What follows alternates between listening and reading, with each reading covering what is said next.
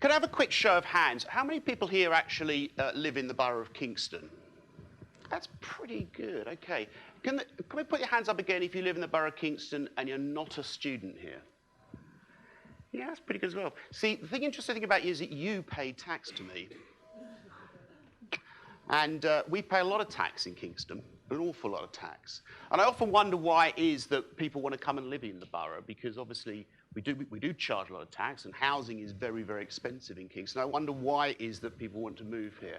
So I'm going to give you a little bit of a story about what I think some of that is, and why Kingston's such a great place. And we're then going to move on and talk about what's going on in London and how that affects us, and what we're going to do about it as well, because I think that's a really interesting aspect of it. So London's enormously historic. I think, and I should say this, that it is the most important place in London. Of course, I'm supposed to say that as a leader of the council, but I certainly believe it very much. If you go back 1,200 years, we'd have been underwater here. Probably under quite a lot of water, actually, because at that time, the only bits of Kingston that were above water were what were the royal enclosure, which is what you see now today as the marketplace and the market house and the church of All Saints, which sits in the middle, and it was surrounded by this water. It was a very, very important place in London because it was the only other river crossing bridge across the river other than London Bridge, which was obviously much further upriver.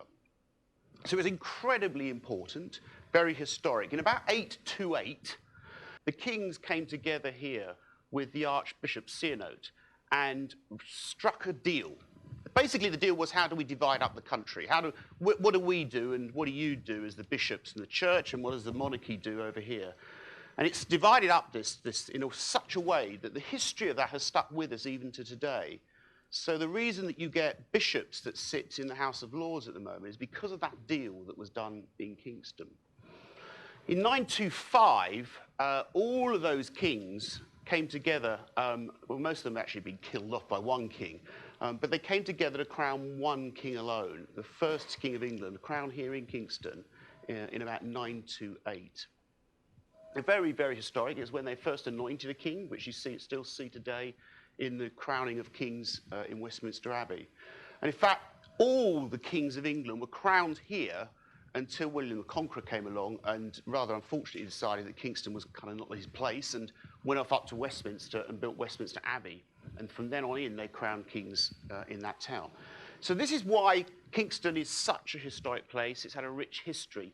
It didn't stop there. It obviously had a massively important role in the aircraft industry.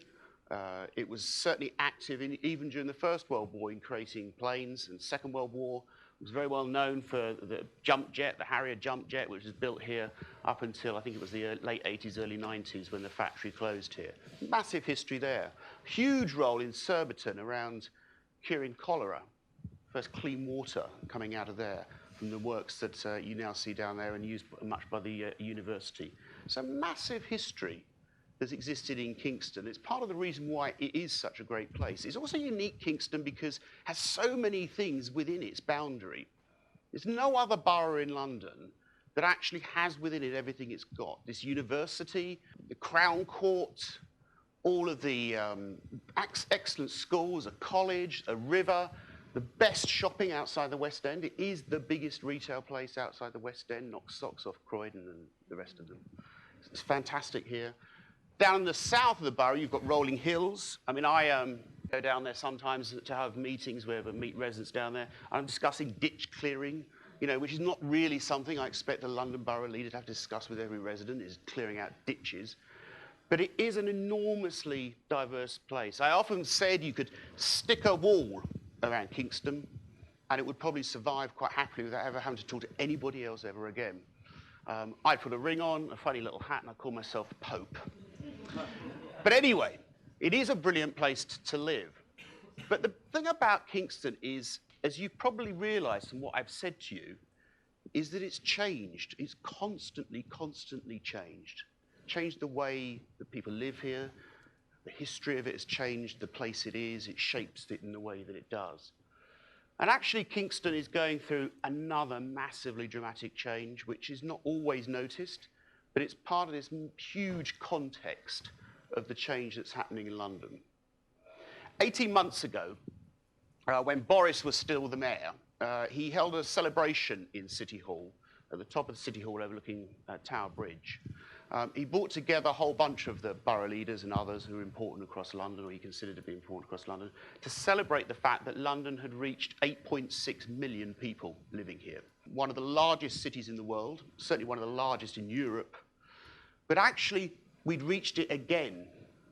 Because that, in fact, we'd previously been that size, 8.6 million, back prior to the Second World War, about 1939.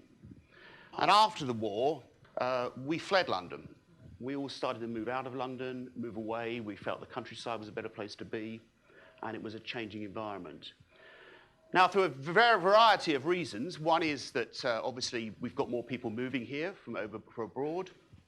We've also got an aging population that's continuing to live in the borough. So, you know, many people who retire don't now sell up here and disappear off down to Dorset and live in that lovely sort of thatched box in the middle of a field. Because when you're 95, living in a thatched box in the middle of a field isn't necessarily the best place to live out your years. So we're seeing a massive trend of people retiring in London into town centres and not retiring out. And that's hugely increased the population. We stopped the population decline in about the 70s, 80s, early 80s, and it then started to climb up again. Now that 8.6 million is anticipated to reach about 11 million by 2050. And that is a huge, huge increase. I don't know how many of you catch a train into London in the morning, but we are moving closer to those lovely Indian trains where you just hang on and hope you get there, and then another train doesn't come the other way, or a cow cross the path in front of you, because that would be disastrous if you had to grind to a halt. But it is getting like that, and we've got to think about the context of that and how we deal with that in this borough. So what does it mean for Kingston? Well, the predictions are pretty mad, really. I mean, we all love Kingston. People want to move here, and we can't stop them moving here because we don't own all the land. I mean, it's owned by private individuals and private companies. But actually, our projections are that by 2050, we'd see a 34% increase in population. 3 months ago, they revised those figures because actually they weren't going fast enough. We've expanded 11% in population in 10 years in Kingston, 11%. So they're now saying, instead of 2050, by 2039, we'll have expanded by 34%. And that will push our population from about 178,000 as it is now in the borough to well over 210,000, 215,000. That will mean that instead of the sort of 57,000 homes that are currently here, we're probably going to be closer to 75,000 homes that we need to find space for to accommodate people.